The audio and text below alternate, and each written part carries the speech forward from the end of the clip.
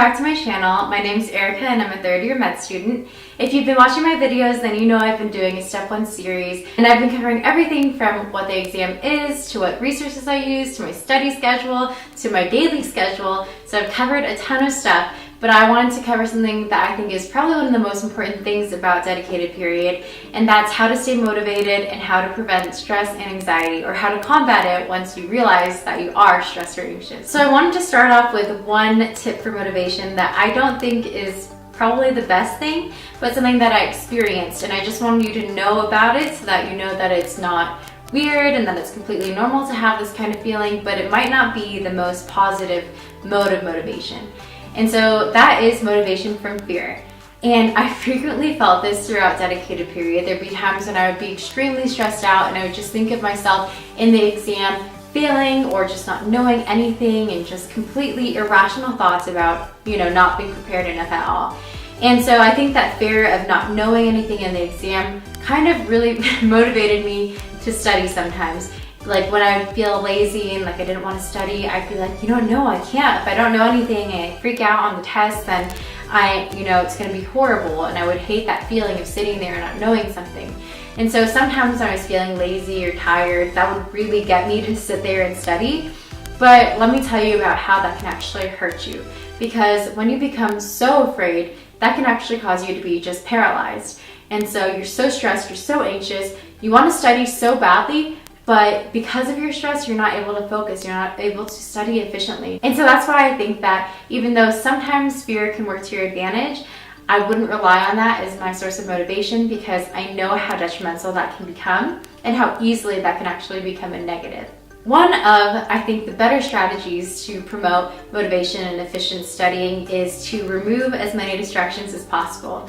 So I don't know about you, but for me, I struggle a lot with getting distracted by my phone. So I have a couple tips for you about how to prevent phone distraction. So my first tip is to not have your phone in the room with you. So every morning I would check my phone, see if I had any phone calls, phone messages, and by 7 o'clock when I would sit down and really start studying, instead of bringing my phone with me to my study spot, I would leave it in my bedroom. And I would not check it at all until breaks. So the only time that I had access to my phone was before I started studying for the day, during my lunch and dinner breaks, and then after I was done studying for the day. So I really did not want to get distracted. I really didn't want to use my phone at all except for during breaks. And so just not having it in the room, out of sight, out of mind, made it a lot easier. Because I have a MacBook and an iPhone, it's really easy to just, get messages on your laptop. So I wanted to prevent that as well. So I disconnected my iMessaging services from my laptop and my phone. So that way, if I got a text message or a phone call, I still wouldn't be able to know because I wouldn't get those notifications on my laptop. Another way I stayed motivated and clear and efficient is something that you might not think about right away, but it is actually having a healthy diet and regular exercise. And so I know it's like, how is diet and exercise related to being motivated? But for me, it really is. And I can say personally that diet and exercise has had a huge impact on my efficiency and clarity of mind and thought. And so I can't tell you that you have to work out and you have to eat healthy all the time. I know when you're stressed out, it's so easy to be tempted to just get those comfort foods, the sweets, the salty things that we crave. I get it. I know. I've been there. But I realized that for me personally, I wasn't functioning as well as I could when I was giving into those junk foods. You don't have to decide to be strictly healthy or anything like that, but I think a really good exercise is to, when you eat something unhealthy for you or you eat a really heavy meal, just try to take notice of what you're feeling, how your focus is, how you're studying, are you efficient? Just notice how you feel. And then allow that to kind of guide the way that you decide to eat food or exercise in the future. For instance, for me, when I eat something really carb heavy, so like pastas or lots of breads, I just feel really sleepy. I feel extremely tired and heavy, and I don't really want to study. I don't feel motivated. And then when I eat something lighter and healthier, I feel so much more efficient and energetic. So that is really what led me to eat healthy during all of step period. I honestly ate extremely healthy, and I never really felt that urge to have comfort foods because I knew how good it felt to feel focused and efficient and clear-minded with a healthy diet, so I never really was tempted even in my times of most stress. Same thing goes for exercise. Like I talked about in my last video, exercise was really a way to get me started in the morning. It was the first thing I did. It gave me tons of clarity, got my mind going, and I think that for me, especially since I had been practicing that before Dedicated even started, that was just part of my routine, and I really needed that in my life. Actually, like the best time of my day. So exercise and diet, I think for sure go towards good motivation. Another thing that helped me stay motivated was to just stay curious. We all went into this field of medicine for a reason. We love acquiring knowledge. We love helping people. And I think just trying to stay curious about what we're learning is true motivation. For instance, instead of seeing a new concept like, oh my gosh, I have this new concept to learn, there's already so much, I don't want to do it. You look at it and you say, wow, I can't believe that this is something that we've understood and researched and know how to treat, and that me knowing this information can impact someone's life. And I think just like having that curiosity while you're studying really motivates you to actually study. Another thing I like to do was set myself up for rewards. So I would make daily and weekly rewards for myself. So for instance, every day I kind of looked forward to my break time. Like I said, I usually stop studying at the latest of 9 o'clock and I'd get to bed by 10. So I'd have that whole hour of just relaxation. And so during the day while I'm studying, I just really looked forward to that hour of me time of when I got to do whatever I wanted to do. I could scroll through social media and not feel guilty. I could take a bubble bath. I could make phone calls to friends if they were still awake, which I guess people are because only I go to bed at 9 o'clock. You know, just time that I could relax and really indulge in my hobbies and my friends and family. So just having that moment to look forward to every day while I'm studying was really enough to keep me motivated as well. Just kind of giving myself that trade-off of if I work hard now, I can fully stress-free and guilt-free enjoy that break time later.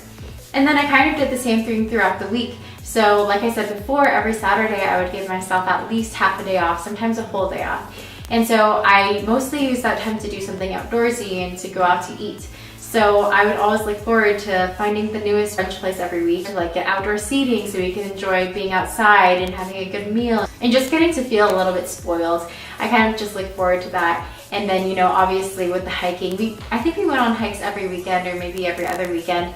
And that was really enjoyable too, because just, you know, after studying so long indoors, being outside is amazing. And, you know, you take things for granted, but when you're stuck inside for so long, being outside is the best feeling ever, especially when it's bright and beautiful and just a gorgeous day. I also had my conference in New Orleans to look forward to, even though it was only 24 hours. I got to enjoy New Orleans and I'd never been there before. I got to present my research. So that was a really great experience and something definitely to look up to as well. And my last tip for motivation is to practice cognitive diffusion. So this is something that I specifically learned about like 2 years ago, but I've actually been practicing for much longer than that. And so basically cognitive diffusion is recognizing when you're going through some discomfort, but you're going through this discomfort for something that you really value, something that you're really goal-oriented towards. So for instance, studying for 12 hours a day, yeah, not the most comfortable situation. Feeling the stress of this stupid test on your shoulders, not that comfortable. But the idea of getting to treat people, getting to help others, that is a value that a lot of us really have ingrained deep inside of us.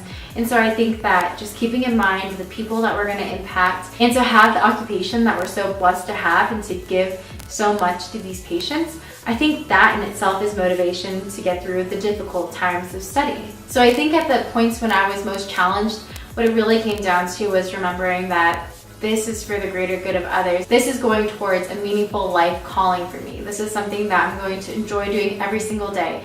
And so even though it's going to require some discomfort and some hard work, I'm going to be happy every single day of my life.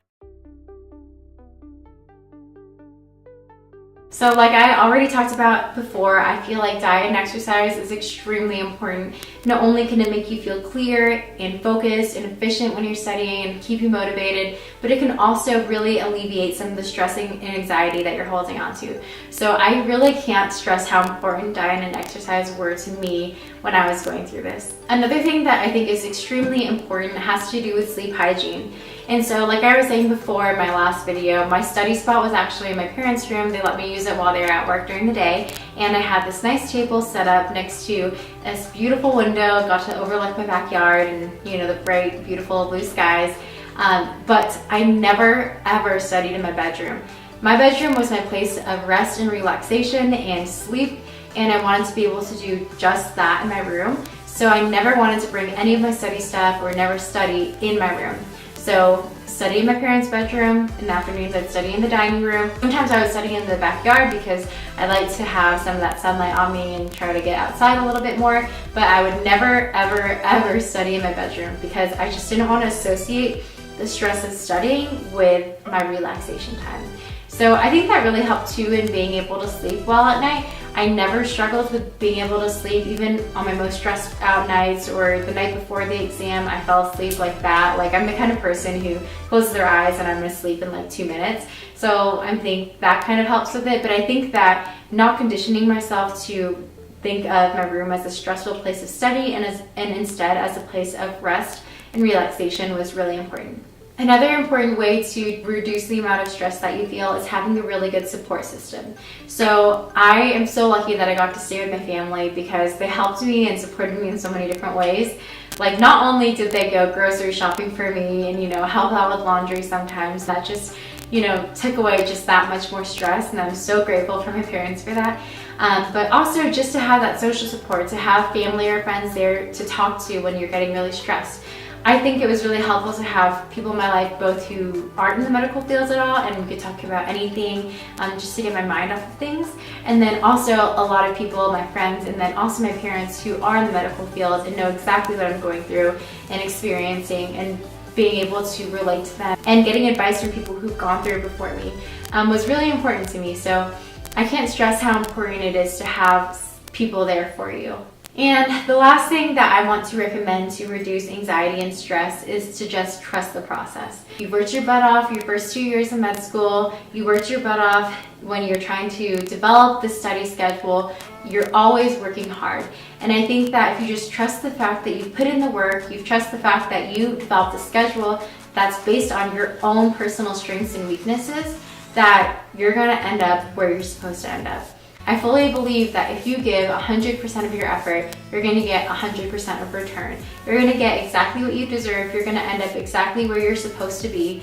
And it might not be where you think you're supposed to be. I think everything happens for a reason. As long as you trust the process, you give it as much as you can, you do your personal best, regardless of how other people are doing. Don't compare yourself to other people. You're going to end up exactly where you're supposed to be, and everything's going to be absolutely fine. This is just one exam, and there's so much that goes into being a good doctor, a good person. This is just one slice of one career, of a part of your life. Like, there's so much more, and to get overly stressed out about it and to just put all of your meaning into one silly exam is, you know, just silly. So I think that, you know, work hard, do as best you can, trust in the process, and just know that you're going to end up where you're supposed to end up. At the end of the day, your best efforts are the best you can do, and that's enough. So the first thing I wanted to talk about is trying to just maintain your routine as much as possible on exam day. So for instance, on exam day, I woke up at the same time at 5 in the morning, and the first thing I did was work out. So instead of going to the gym though, because that does take a little bit extra time, I just went for a run in my neighborhood. Second thing I want to talk about is what to wear to the exam. Testing centers are notorious for being freezing, so I definitely recommend wearing warm clothing, but also wearing them in layers, because if it is a little bit hotter for your liking, then it's really easy to just take off the sweatshirt and leave it in your locker or something like that. So I think I wore yoga pants, and then I wore a long sleeve shirt with a sweatshirt over that. And that was perfect for me. I never even had to take the sweatshirt off just because it was really cold for me, and I'm always cold, so that worked out perfectly.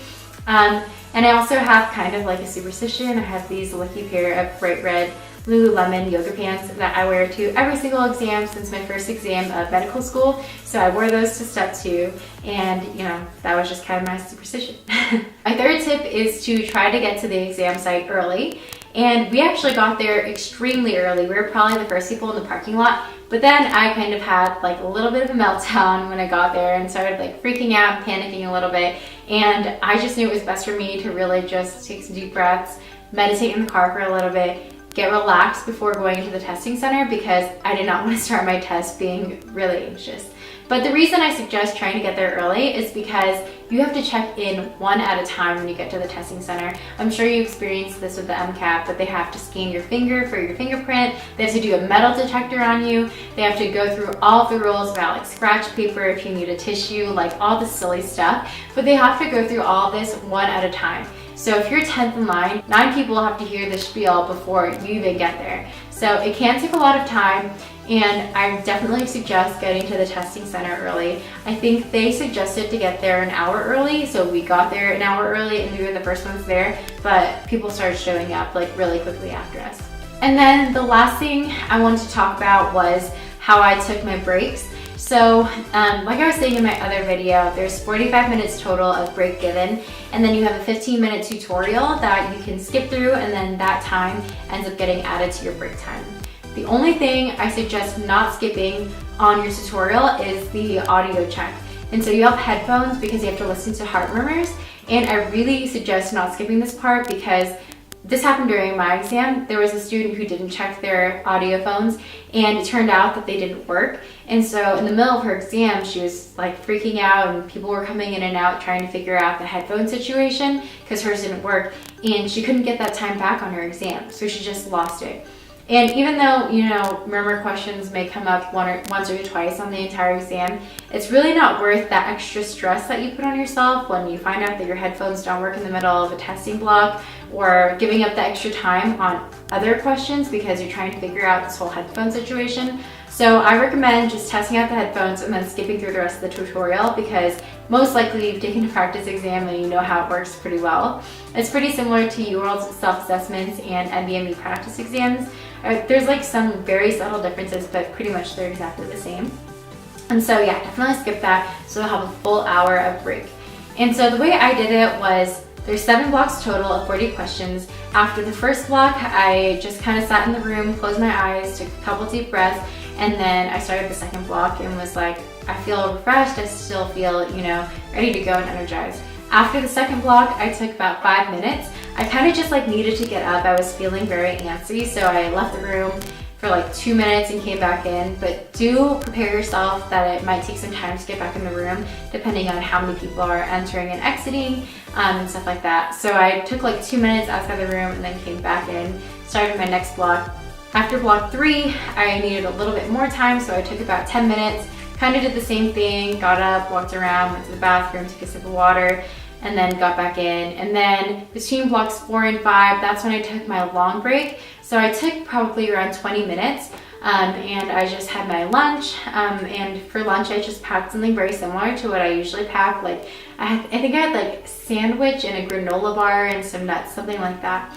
And then from there, I took 20 minutes just to relax.